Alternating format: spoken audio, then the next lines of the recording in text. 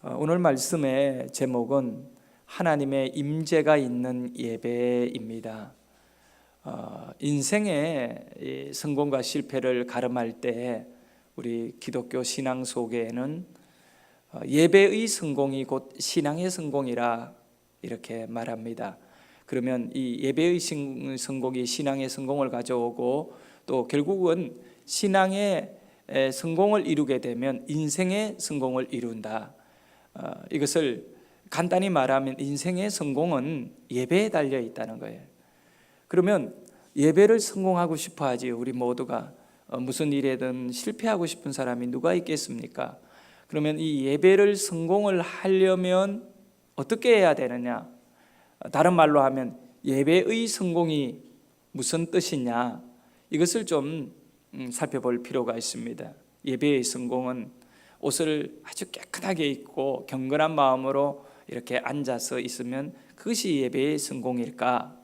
그것만은 아닙니다. 예배의 성공은 가장 중요한 것은 하나님의 임재가 우리 예배 가운데 이루어져야 하는 것이죠. 하나님이 오늘 이 예배 가운데 함께 하시는, 그리고 하나님이 우리의 마음을 만지시고 치료해 주시고 또 하나님의 뜻과 꿈으로 비전으로 우리의 가슴을 뜨겁게 하시는 그 은혜가 예배 가운데 이루어질 때 그 예배는 성공한 예배가 되는 것입니다. 우리가 교회에 나와서 예배하고 돌아갑니다. 그러나 나의 예배가 실패로 그저 나 혼자 이곳에 앉아있고 입술의 찬양으로 끝나버린다면 그것은 여러분의 신앙에 새로운 어떤 기대감을 가질 수 있는 것이 없을 것입니다. 예배의 성공을 거두는 것, 하나님의 임재가 충만한 삶의 주역이 우리 모두가 되시기를 바라겠습니다. 우리 인생에 왜 하나님의 임재가 그렇게 중요하냐 하면 세상이 너무 무섭기 때문에 그렇습니다. 이 세상은 마귀 사탄 공중권세 잡은 자들의 그 바운다리 안에 있는 겁니다.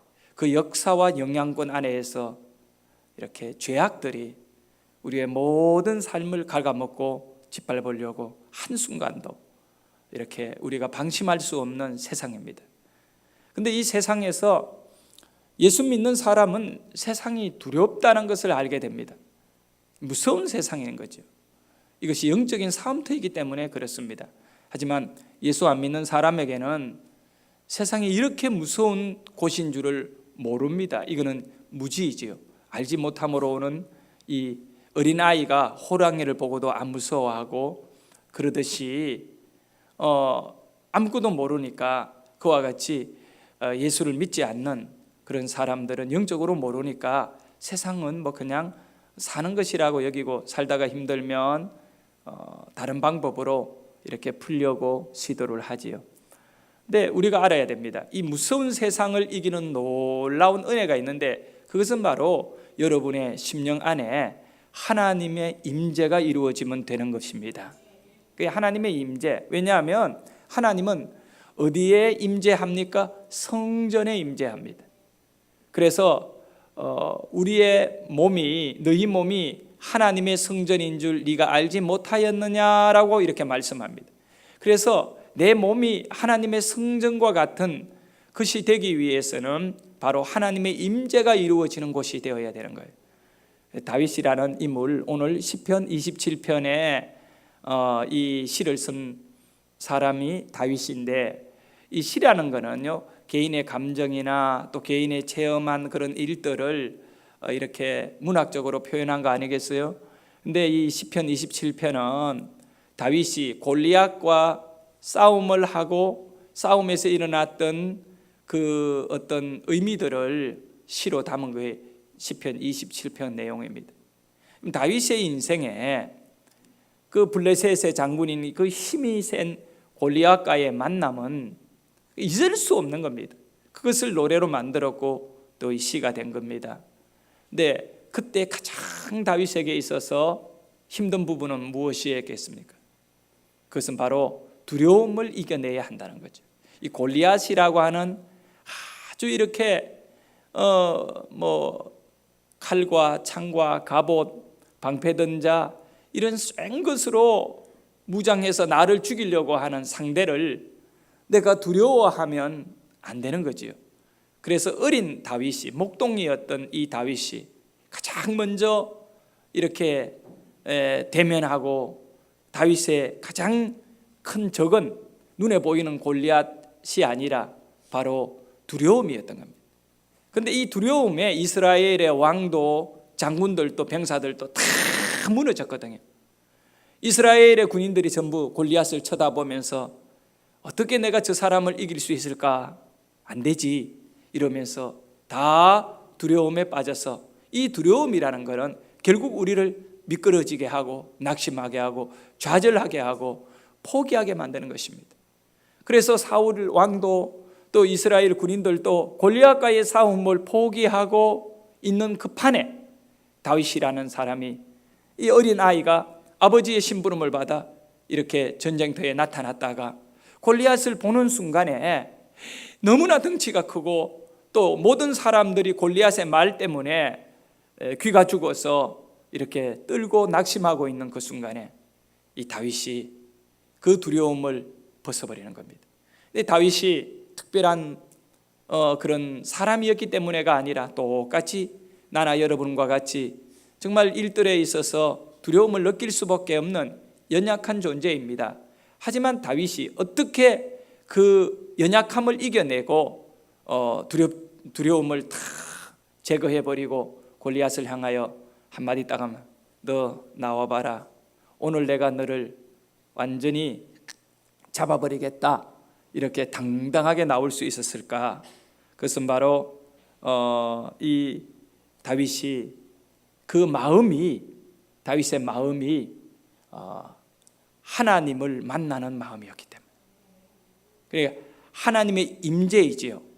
다윗에게 하나님이 임재되어 있기 때문에 다윗이 눈으로 보고 상대는 아무런 다윗에게 어떤 영향을, 또 다윗을 죽일 만한 그런 대상이 되지 못하는 것을 다윗이 확실히 알아요. 왜냐하면 내게 임재해 계시는 이 하나님이 나를 죽이도록 내버려 두지 않는다는 거예요. 마치 어린아이가요, 엄마 아빠와 함께 있을 때 그 세상의 무엇과도 바꿀 수 없는 평안이 있고 또 마음에 그 아주 안정됨이 있듯이 다윗은 하나님과 함께하는 임재 안에 있었기에 두려움을 이길 수 있어요. 그것을 오늘 3절에 정확하게 말씀해 주고 있습니다.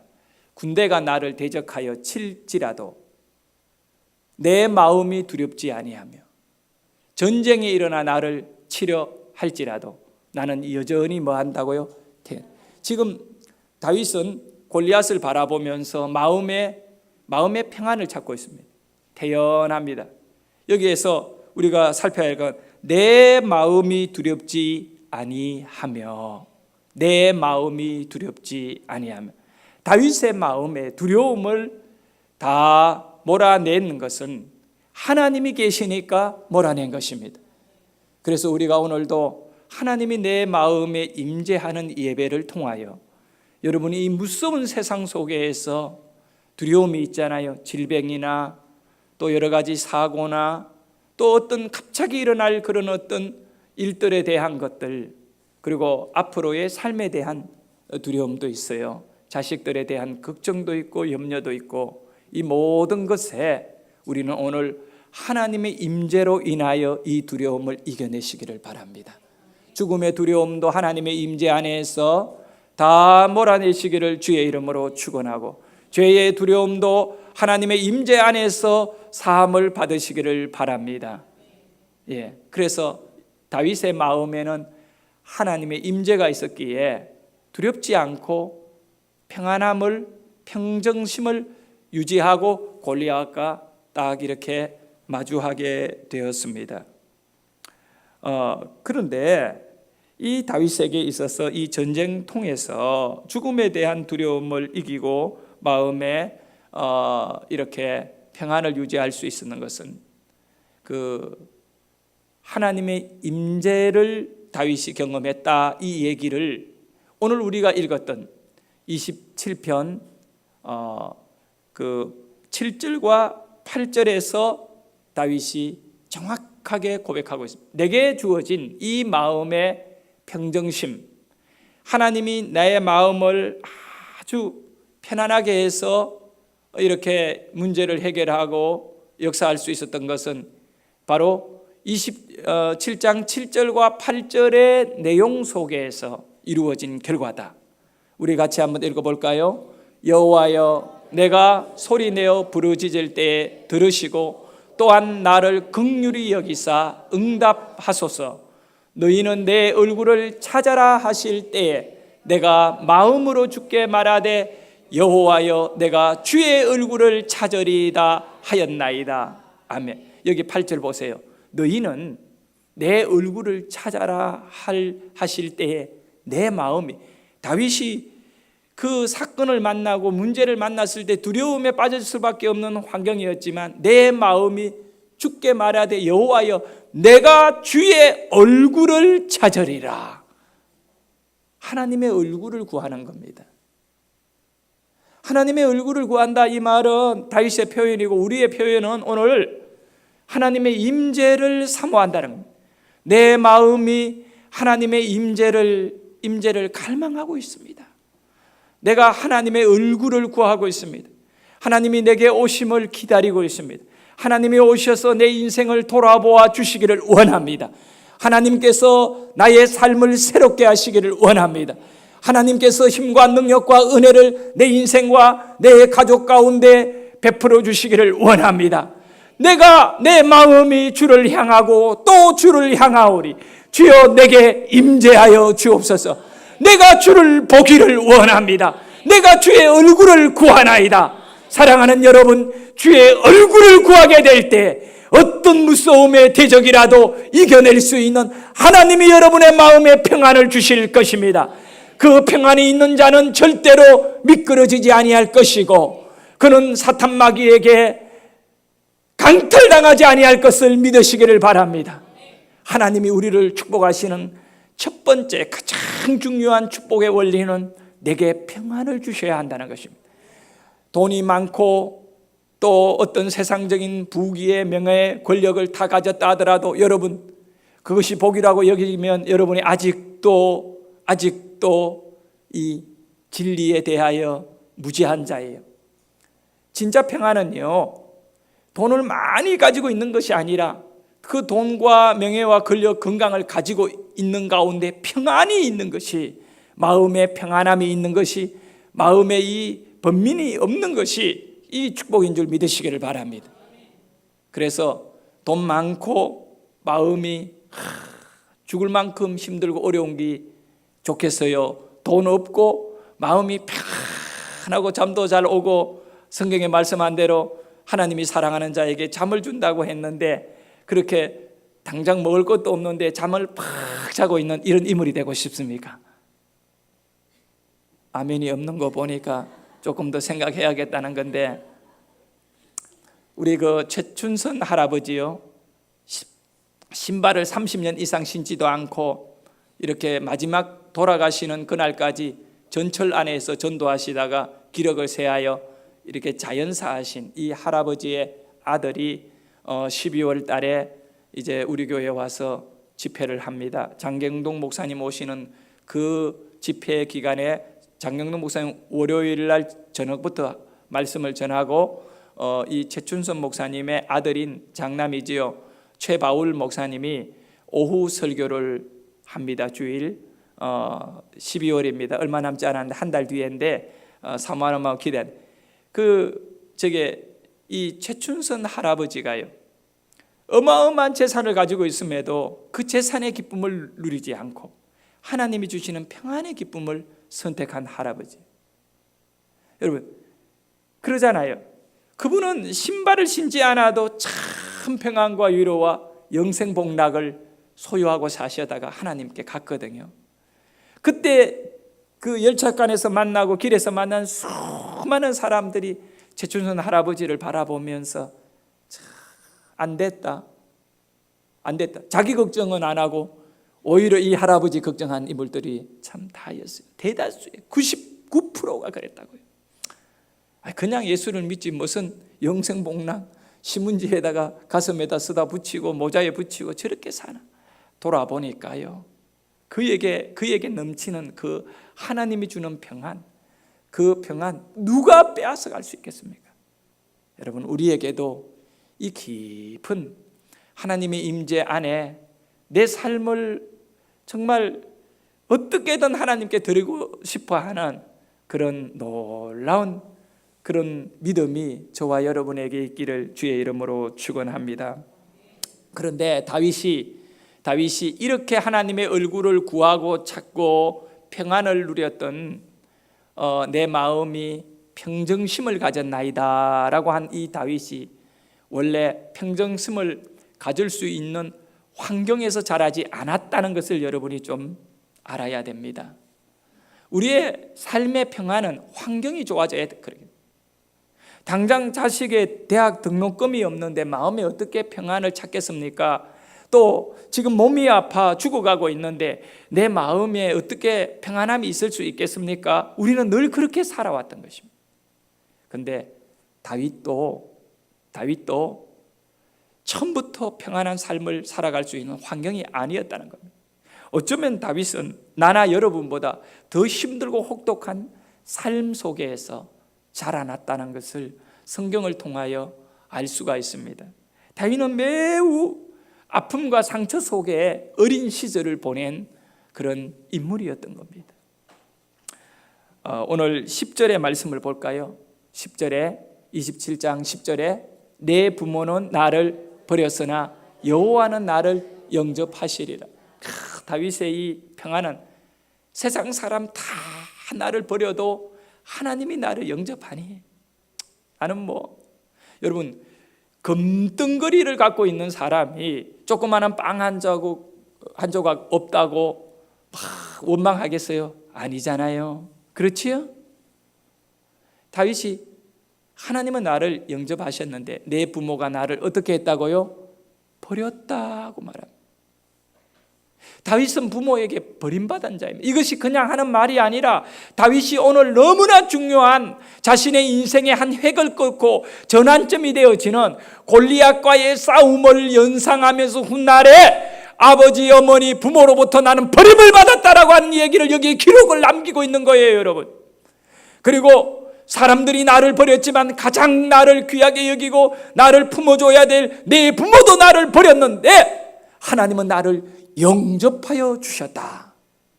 그러면 어떻게 다윗이 버림을 받았는가를 좀 살펴볼 필요가 있습니다. 우선 시편 51편 5절에 보면 이런 말씀이 있습니다. 내가 죄악 중에서 출생하였으며 어머니가 죄 중에서 나를 잉태하였나이다. 내가 죄악 중에 태어났다. 출생을 하는 그런 어떤 스토리를 갖고 있다라고 말하는 겁니다. 여러분, 여기에 내가 죄악 중에 출생하였으며 어머니가 죄 중에서 나를 잉태하였다. 이게 나라고 하는 정확한 1인칭을 쓰고 있습니다. 그리고 어머니라고 하는 것을 표현하고 있습니다. 다윗의 출생에는 말할 수 없는 아픔과 상처와 또 고통이 있었던 것은 분명합니다. 이 말의 의미는 바로 다윗이 정상적인 가정에서 태어나지 않았다라고 하는 것을 알 수 있어요. 어머니가 죄악 중에. 그래서 이 다윗의 출생의 비밀은 또 찾아볼 수 있는 곳이 있는데 시편 69편 8절에 보면 내가 나의 형제에게 객이 되고 형제들에게는 객인 거예요. 8명의 형제가 모여있지만 그 중에 다윗은 나는 객이 됐다. 나의 어머니의 자식에게는, 여기 나의 어머니라고 하는 것은 키워준 어머니, 그 어머니에게는 낯선 사람이 되었다. 다윗은 분명히 이 출생의 비밀, 부모에게 버림을 받았다, 이 말의 의미는 시적인 표현인데 다윗 아버지 이새는 분명히 본처인 그 여인으로부터 다윗을 낳지 않은 것 같습니다. 그래서 다윗이 고백합니다. 내 형제들에게 나는 격이 되었다. 다윗에게 있어서 아버지 집은 평안한 안식처가 아니라 가시방석이었을 것입니다. 격이니까, 형제들에게 격이 되었으니까. 그리고 사무엘 선지자가 다윗 집에, 이새의 집에 왕이 될 사람을 기름 붓기 위해 왔을 때 아예 아버지가 격이 된 이 서자 같은 다윗을 들판에 내보내놓고 나머지 7명에게 왕을 찾았던 것입니다. 그런 것을 보면서도 우리가 분명히 알 수 있고요, 그 어린 아이 다윗을 전쟁터에 심부름을 보내는 걸 보면서도 이새의 마음속에 다윗은 이미 하나의 하인 같은 취급을 하고 있음을 알게 됩니다. 이런 어린 시절을 보낸 다윗입니다. 다윗은 분명히 그 아픔과 상처 속에 자라나면서 자신을 키워주는 그런 가족들 가운데에 늘 언제나 외로움을 느낀 미운 오리 새끼와 같은 존재였습니다. 이새와 그의 가족들은 다윗을 아들로 인정하고 싶지 않았지만 어쩔 수 없이 그런 피부치이기 때문에 같은 자식으로 데리고 있었을 것 같습니다. 온 가족들로부터 거부감을 당했을 때에, 온 가족들에게 거부감을 당했을 때에 다윗은 뭐라고 고백합니까? 오늘 27편 10절에 온 가족들에게 거부감을 당했을 때에 여호와는 나를 영접하시니이다. 때로는 고난이요 하나님을 보게 하는 것입니다. 사람들로부터 당하는 이 말할 수 없는 상처들을 품고, 그런데 이 상처, 엄청난 이 상처가요, 하나님의 임재가 이루어지니까 깨끗하게 치료가 되는 것입니다. 다윗이 위대한 신앙인이 될 수 있었던 것은 바로 이런 모든 상처를 잘 치료받았기 때문에 그렇습니다. 다윗 스스로 치료할 수 있는 문제는 아니었지만 하나님의 임재, 다윗이 고백한 대로 내가 여호와 하나님의 얼굴을 찾으리이다. 하나님의 얼굴을 찾는 다윗에게 하나님은 그를 만나주시고 그의 상처를 다 치료해 주셨습니다. 사랑하는 여러분, 우리 가운데 상처받지 않는 사람이 누가 있겠습니까? 여러분의 상처를 오늘 예배 가운데 하나님의 임재를 통하여 치료받을 수 있기를 원합니다. 세상 사람 원망하고 세상 사람 붙잡고 말하고 그렇게 하지 마시고 하나님 앞에 하나님의 임재를 기다리며 눈물로 내 아픔과 상처를 해결받으시기를 바라겠습니다. 그래서 신약 성경의 사도행전 13장 23절에서는 바로 이 다윗의 이 삶의 내용을 이렇게 표현하고 있습니다. 이새의 아들 다윗을 만나니 내 마음에 맞는 사람이라, 내 뜻을 다 이루리라. 여기 내 마음에 맞았다라고 하는 이 표현은 다른 말이 아닙니다. 다윗의 마음이 언제나 하나님의 얼굴만을, 하나님의 임재만을 사모하고 있는 자로 하나님이 보시고 계신다는 것입니다. 그래서 다윗이 하나님 아버지를 마음으로 늘 언제나 임재 안에 만나고 있을 때 육신의 아버지와는 완전히 다른 그런 경험을 하게 되는데, 그것이 바로 시편 139편 1절과 2절에 다윗은 이렇게 고백하고 있습니다. 여호와여, 주께서 나를 살펴보셨으므로 나를 아시나이다. 주께서 내가 안고 일었음을 아시고 멀리 있어도 나의 생각을 밝히 아시오며. 다윗의 믿음이 이제 하나님과 하나 되는 그 은혜 안에 들어가게 되는 것입니다. 주께서 나를 아신다. 나의 아픔을 아시고 나의 두려움을 아시고 내가 저 강한 골리앗 앞에 섰을 때 너무너무 약해지고 너무너무 두렵고 떨림을 아셔서 하나님께서 나의 이 두려움을 제거해 주시고 나의 그 말할 수 없는 상처들을 하나님이 아시고 이거를 다 품어주시고 위로해 주시는 하나님. 그래서 나는 하나님이 좋다. 다윗은 이 고백을 하고 있는 것입니다. 사랑하는 여러분, 우리는 오늘 하나님의 임재의 은혜 안에 나아가야 됩니다. 바로 하나님이 나를 아셨다라는 것은 한마디로 표현하면 주님이 내 인생에 주목해 주셨다 이것입니다. 주님께서 나를 주목해 주셨다. 우리가 어떤 설교나 강의나 할 때 이렇게 마음을 딴 데 두고 이렇게 있을 때 주목하세요 그러잖아요. 주목! 그러면 다 보잖아요. 근데 아니, 다윗이 하나님을 막 찾고 주목하고 하나님의 얼굴을 구하고 있는 이 얘기를 하지만 시편 39편 1절과 2절에는 무슨 말씀으로 고백하느냐, 하나님이 그 연약하고 보잘것없는 다윗에게 뭐 하셨다고요? 주목하셨다는 것입니다. 주목하여 주시는 것이죠. 여러분께서 누구에게 주목을 받습니까? 우리는 하나님에게 주목을 받는 자, 그 은혜를 누리시기를 바랍니다. 하나님의 주목이 있다는 건 다른 얘기가 아니에요. 하나님의 사랑이 있다는 거예요. 하나님이 나를 사랑해. 다윗이 지금 그 고백을 하고 있는 겁니다. 하나님이 나를 막 안고 일었음을 아시고, 나의 병듦을 알고, 나의 상처를 알고, 나의 연약함을 알고, 나의 인생의 문제를 아시고, 하나님이 나를 날마다 도와주신다. 하나님이 나를 주목해 주셨다. 우리 한번 고백합시다. 하나님이 나를 주목해 주신다. 하나님이 여러분을 주목함을 믿으시길 바라요. 그리고 여러분의 인생의 기도와 고민을 돌아보시고 해결해 주십니다. 네. 하나님의 뭐라고 했지요? 사랑이다. 주목은 사랑이다. 이 엄청난 하나님의 사랑을 경험해야 되는 것입니다. 우리가 잘 아는 대로 요셉은 얼마나 큰 상처를 받았습니까? 형제들에게 팔려가지고 노예가 되어버렸습니다. 그런데 이 요셉이 이런 어려움의 환경을 겪었지만 하나님을 바라보는 자였습니다. 정말 힘들고 어려울 때마다 하나님을 찾고 구하고, 어떤 어려움이 있어도 하나님에게 매달리고 하나님의 얼굴을 구하는 요셉은 나중에 형들이 자기 앞에 무릎을 꿇었을 때 원수를 갚지 않고 그 형들에게 오히려 더 좋은 환경으로 그들을 섬겼던 것입니다. 왜 그랬을까요? 하나님께서 요셉의 상처를 깨끗하게 해결해 주었기 때문에 그렇습니다. 요셉뿐만 아닙니다. 성경에 보면 수없는 인물들이 나옵니다.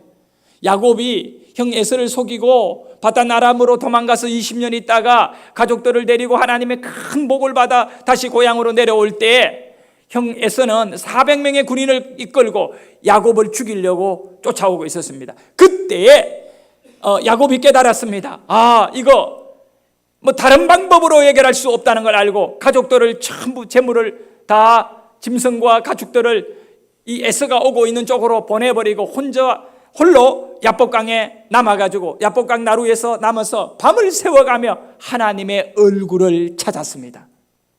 오늘 시편 27편에 다윗이 골리앗 앞에서 하나님의 얼굴을 찾았듯이 야곱이 그 위기 앞에 하나님의 얼굴을 찾았을 때 하나님께서 야곱을 만나 주셨습니다.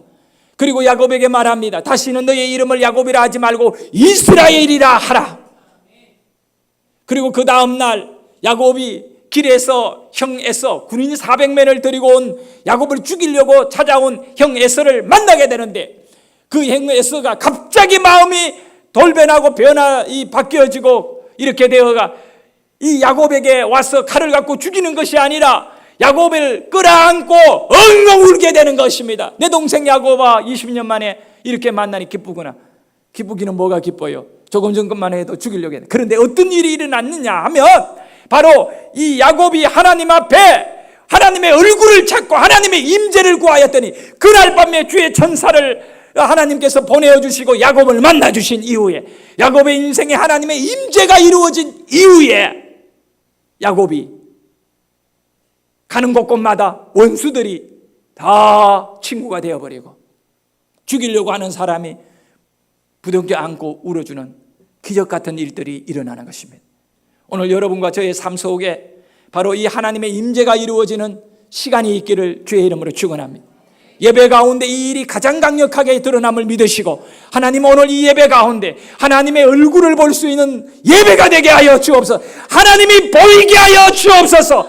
하나님이 안 보이는 이 세상에서 내가 하나님을 보고 새롭게 변화되게 하여 주옵소서. 그리고 세상으로 나가서 승리해야 합니다. 여러분, 미국 전 세계적으로 가장 번화하고 가장 이 중심이 되는 곳이 뉴욕입니다. 그리고 뉴욕 가운데 가장 이 번화한 곳이 바로 맨하탄입니다. 맨하탄 가운데 가장 번화한 길이 바로 브로드웨이라고 하는 길입니다. 이 브로드웨이 중에 가장 중심이 되는 곳이 바로 타임스퀘어입니다.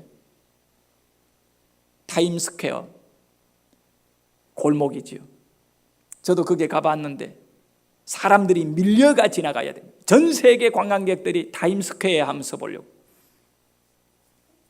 근데 그 타임스퀘어에 수천 명이 모이는 타임스퀘어 교회가 있습니다. 이 교회를 개척한 인물은 바로 데이비드 윌커슨이라고 하는 목사님입니다. 2015년도에 교통사고로 돌아가셨습니다. 50년간 타임스퀘어 거기에서 사역을 하신 정말 하나님의 신실한 종입니다. 그는 가난하고 정말 힘든 환경에서 자랐습니다. 할아버지가 목사님이셨습니다. 아버지도 목사님이셨습니다. 제가 그의 설교를 들었는데 그가 이런 고백을 했습니다. 자기는 8살에 시골의 그 정말 힘든 교회를 섬기는 목사님의 아들이었대요. 근데 아버지가 어느 날 교인들을 데리고 우리가 하나님의 임재를 경험하자 이러면서 하루 종일 아무것도 안 하고, 이 교회가 너무 연약하고 이렇게 어려운 교회였기 때문에 성도도 많이 없고, 그래서 한 20명이 안 되는 교인들이 모여가지고 하나님의 임재가 있어야 우리 인생의 역사가 일어난다. 그래서 임재를 구하는 기도하는데 그 아버지 목사님이 바로 데이비드 윌커슨 이 8살짜리도 너도 하나님의 임재가 필요해. 그게 앉혀놓고 하루 종일 아침부터 저까지 밤까지 그렇게 하나님의 임재를 사모하며 교인 20여 명이 기도를 했대. 근데 그 기도하는 그 현장에서 8살짜리 이 데이비드 윌커슨이 성령을 받은 거예요. 근데 그가 이런 표현을 해요. 그날 나는 예수님이 제일이 많은 줄 알았다. 너무 강력한 성령의 역사니까 하늘이 열리고 주님이 오시고 이 땅에 심판이 이루어질 정도로 알 정도로 그 하나님의 임재의 기품에 들어갔다는 것입니다. 그리고 그가 자라나서 신학교에 가서 목회자가 되었습니다. 뉴욕 그 정말 가장 많은 이 죄악들이 들끓는 마약과 폭력과 여러 가지 음란의 그 역사들이 강력한 이 뉴욕 맨하탄에 와가지고 이 10대들의 타락을 막기 위해 사역을 하게 되는 겁니다. 그가 뉴욕 맨하탄에 왔을 때 브로드웨이 길에서 있는데 하나님의 임재가 있는 인물이다 보니까 그 길에서 눈물을 펑펑 쏟으면서 울었다는 것입니다. 세상에 가장 화려한 건물 앞에서 가장 안타까운 심령을 찢으면서 울고 있던 이 윌커슨 목사님이 결국은 노숙자들을 붙잡아 놓고 알코올 중독자를 붙잡아 놓고 복음을 전하기 시작하는데 능치 못할 일이 없은 하나님께서 알코올 중독자와 이 마약 중독자를 모아놓고 드려지는 이 예배 속에 성령이 임하니까 이 마약 중독자들이 성령 공부를 하고 신학교에 가서 목사가 되고 선교사가 되고 이 타임스퀘어 교회의 부교역자는 거의 알코올 마약 중독자 출신들이에요. 교인이 한때 1만 명 가까이 모이던 교회인. 근데 그 교회가 건물을 가지지 못하였을 때에 어떤 다른 건물들을 빌려가 이렇게 다니는데 이 타임스퀘어에서 굉장히 화려하고 큰 이렇게 극장이 있는데, 극장이라면 이 뮤지컬을 하는 그런 유명한 극장이 있는데, 이 극장에서 간판을 딱 걸어놓은 간판이 있는데 이게 5년째 대성황을 하고 있는 하나의 이 뮤지컬이 있어요. 제목이 지저스 슈퍼맨이라고 하는 이 뮤지컬을 하고 있었어요. 그 지저스 슈퍼맨은 예수님이 슈퍼맨인데 우리말로는 보면 좋아 보이지만 그거는 예수님을 조롱하는 거대요.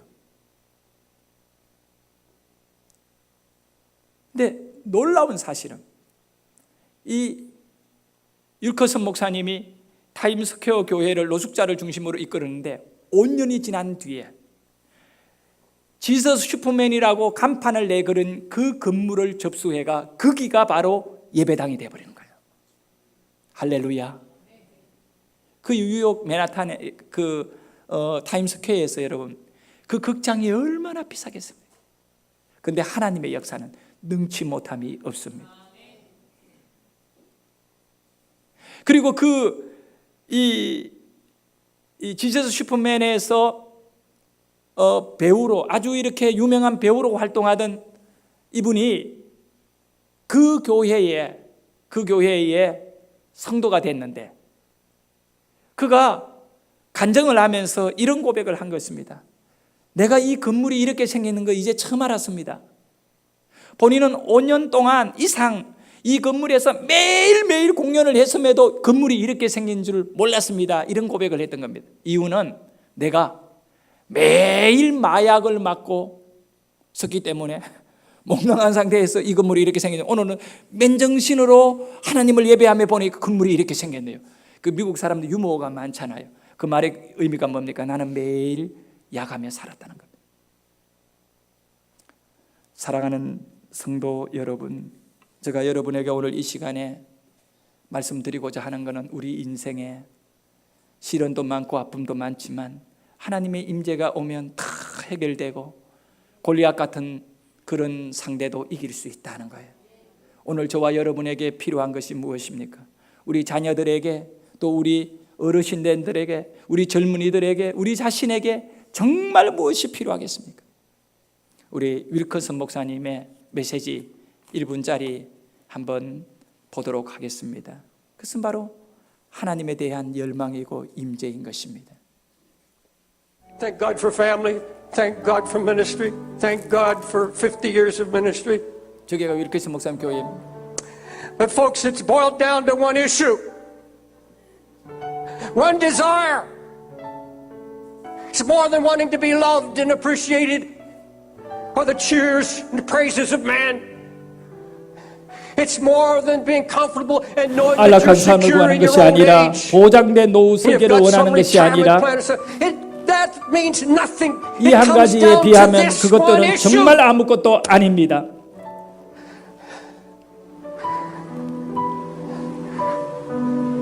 I want to be like 예수님 Jesus. 닮고 싶습니다. I want to see 예수님 his 얼굴을 face. 바라보고 저를 통해 예수님을 나타내고 싶습니다. Lord, when you said, "Seek my face," 너희는 내 my 얼굴을 heart 찾아라 said 하실 unto you, 때에 내 마음이 주께 말하되 여호와여 내가 주의 얼굴을 찾으리라. 제가 주님을 구합니다. 제가 주님을 찾습니다. 그것이 모든 문제의 해답입니다. Thank God for family. Thank God for. 자, 여러분, 우리가 한 가지면 되는 것입니다. 주님의 얼굴을 찾는 것, 임재를 구하는 것, 기도하시겠습니다.